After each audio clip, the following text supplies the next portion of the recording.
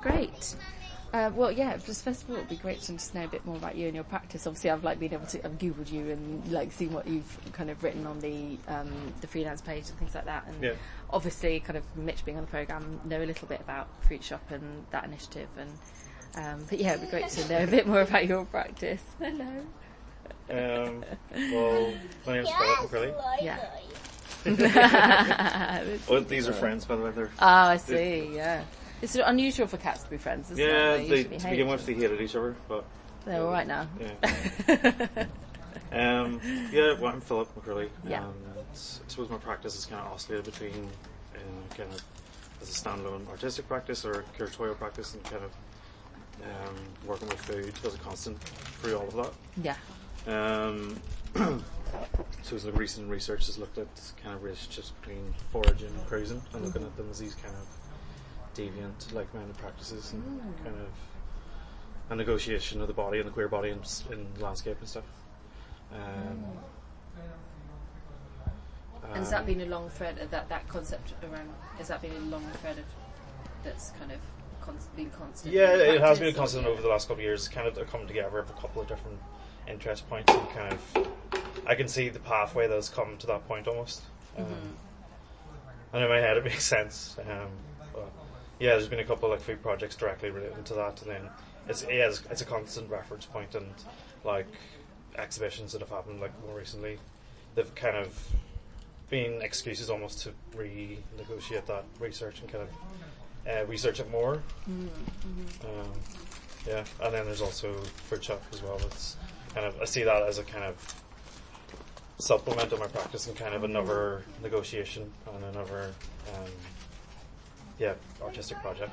Sure. Yeah. And do you work quite a lot in collaboration in your work in general? Or is it for the most part, yeah. Wherever that's like working really closely with a designer and kind of it being a definite relationship kind of thing for an overall thing, or collaborators in a performance, or like just event-based things. And your kind of like chef identity as well, is that always been kind of part of your artistic practice? And yes and no. Kind of, it's been I fell into it. Well, I suppose like growing up, I was either going to be one of the two things. Really? Yeah.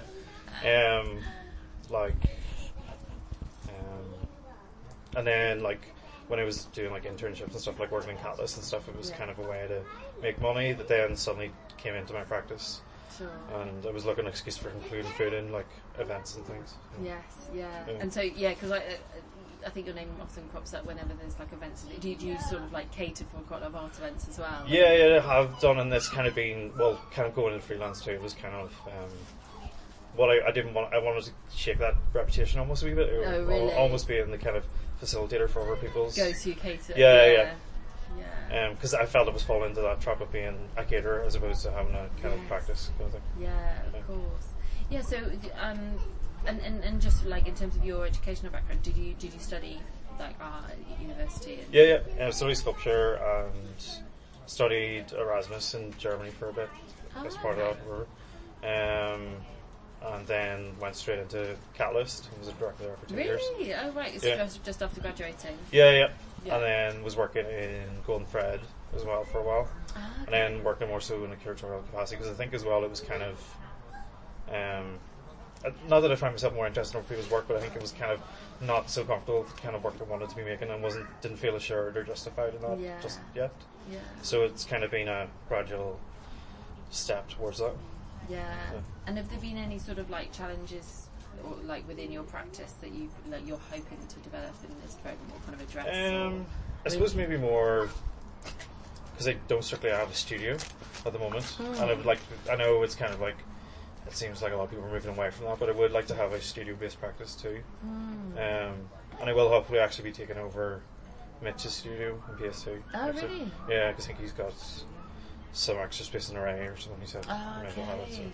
So you're able to do that. Will you do that this year, potentially? Yeah, I think in September time. Okay, great. Yeah. And the program, presumably when it started in 2018, I think it was it a program that you kind of kept your eye on and thought, oh, I'll apply this year? Yeah. Like, to be honest, I applied every year. Yeah. I got interviewed each time, and then finally in full time. That's were they like, keep applying? Yeah. You get that. That's good. Yeah, has that interview and selection process, do you think it works okay? Is there anything you'd feedback around that? No, I think it was definitely fair, and definitely I liked the aspect of having someone else in, like a visiting person on the panel as well, that sat in on it. Who was it, this one? This one was Michelle Horgan from Askeaton in Limerick. Okay. That was useful. Yeah, and just even in the sense of like, maybe you weren't successful in the interview as well, you're kind of opening up your practice to someone else that's kind of outside of Belfast, because I feel like sometimes there is a lot of interesting people here, and there's a lot of people having really interesting conversations, but they're kind of just having it with the same people almost. Yeah. And it's not kind of maybe going out to other places kind of thing. Okay. Yeah. I mean, how do you feel about Belfast? You said you've lived in London as well. You've kind of lived around. Oh no, my brother. So your brother. Yeah. But have you always lived in Belfast? Yeah. And like, what keeps you here? What like nourishes you in a sort of creative sense? In the sense that it is quite supportive. Like it is. There's the ability to do things and a kind of visibility, kind of you're garnered that you wouldn't get in other places. Yeah. And there does seem to be a sense that people are generally kind of supportive of each other, want people to do well. Yes. Kind of thing. Yeah. It maybe suffers that a lot of things are at the grassroots level, and kind of there isn't much of a kind of sector kind of thing, above that.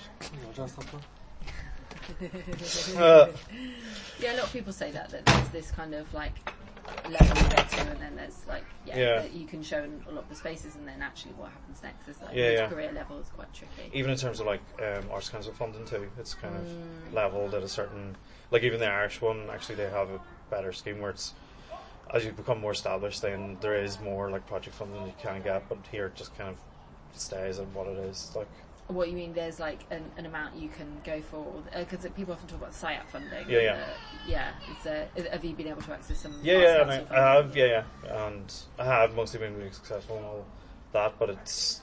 There's not bigger pots, you mean? That you can bigger pots, but then also it seems like a lot of what actually you could be doing is kind of lost in reporting and stuff, and you kind of fulfilling a certain criteria that doesn't really sometimes fit your work, and you're having to kind of do that as opposed to push your own work.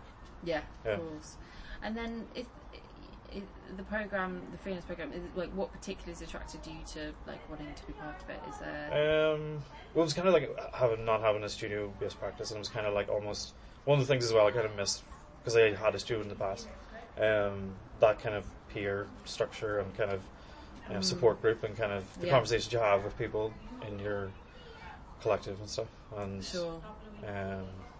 as well, because I've only done an undergrad, I haven't done an MA, and I kind of struggled to think.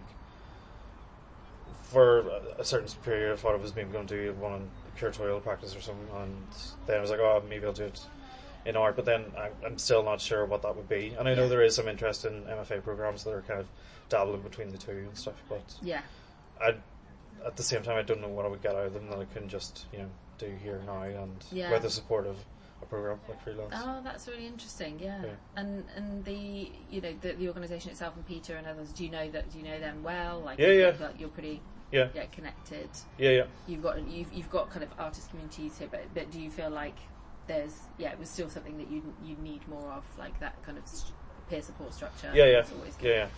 And even like what's going to be happening tomorrow night, and what we've done in the past, kind of like those kind of coming together and kind of like critical feedback and stuff. Yeah. I suppose that's something I missed from our college and stuff. Yeah, so is that priority for you, kind of getting critical feedback around your work? I think so. Yeah. And so while you've been on the programme, presumably, you've had two Kiras, haven't you? Involved. And so how did that all go? I mean, it must have been a complicated kind of transition. Hello, hi. No, it was in one level it was, but like it was kind of like a smooth transition between the two, I think, as well. Yeah.